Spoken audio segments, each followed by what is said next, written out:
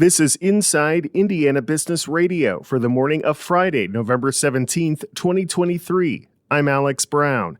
Quantum Corridor, a public-private partnership in Northwest Indiana, has completed testing of what it calls the most secure fiber optic network in the Western Hemisphere, with connectivity speeds more than 1,000 times faster than the traditional fiber network. CEO Tom Dakich said the effort is the start of a vision to connect businesses and academic institutions via fiber. We are attempting to make it such that it's easy for the smartest scientists in the world to communicate with each other in a fast, secure way. Central Indiana is really making a big pitch for life sciences. Purdue University really wants to be a national leader in these sorts of things. We're going to help them. The transmission took place late last month between the Digital Crossroads data center in Hammond and a Chicago data center, and Dakich says it reached speeds 500 times faster than the blink of an eye. The Indiana Housing and Community Development Authority directed $557 million Thursday to dozens of affordable housing projects in what the agency says is the largest single investment approval in its history. Together, the projects are expected to bring nearly 2,500 new housing units to the state in places like Bloomington, Elkhart, Indianapolis, Kokomo, Lafayette, South Bend, and Terre Haute. An Indianapolis-based software company has a new leader. The Consultants Consortium, which does business as TCC Solutions, announced this week that Brett Fay will serve as president and CEO, succeeding Andrew Huang, who is remaining as an advisor for a period of time.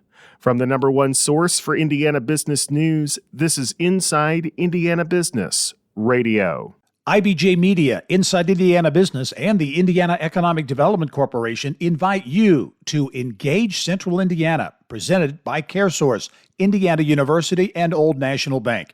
You won't want to miss our fireside chat with Governor Holcomb and the Michael A. Carroll Award presentation to Mitch Daniels. Plus, we'll dive into the important issues shaping the region's economy. It's December 6th at the JW Marriott in downtown Indy. RSVP at ibj.com/engage. Plans to annex more than 700 acres of land into the city of Fort Wayne are moving forward. Our partners at WPTA-TV report the Allen County Plan Commission on Thursday approved the annexation, which is part of an effort by an unnamed Fortune 100 company to build a new data center campus on the property. The land located southeast of the city would be used as part of Project Zodiac and covers about 900 acres, 728 of which are part of the annexation area. But many residents are opposing the project, citing concerns over noise levels, environmental impacts, and a lack of transparency from city leadership. It's all about the bucks. It's going to be us residents, some of us who have been in our area for many generations.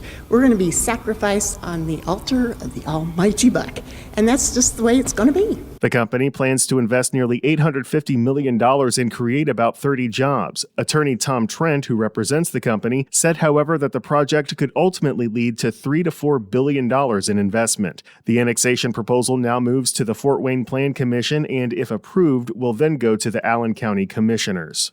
Woodward Commercial Real Estate has tapped the Evansville Regional Economic Partnership's Executive Vice President to be the company's next Chief Operating Officer. The Newburgh-based realty company has announced that Audrey Burkett has joined its team as Executive Vice President and COO. Burkett will lead the company's marketing, internal operations, and expansion across Indiana and Kentucky. Woodward operates 14 commercial and industrial subdivisions across the two states. Burkett will continue as chair of the Evansville Regional Economic Partnership Foundation. Teachers at the Gary Community School Corporation will be getting a pay raise, but not right away. Lakeshore Public Media's Michael Gallenberger reports. District Manager Dr. Michael Razor and Gary Teachers Union President Gleneva Dunham signed a 2-year teacher contract Tuesday.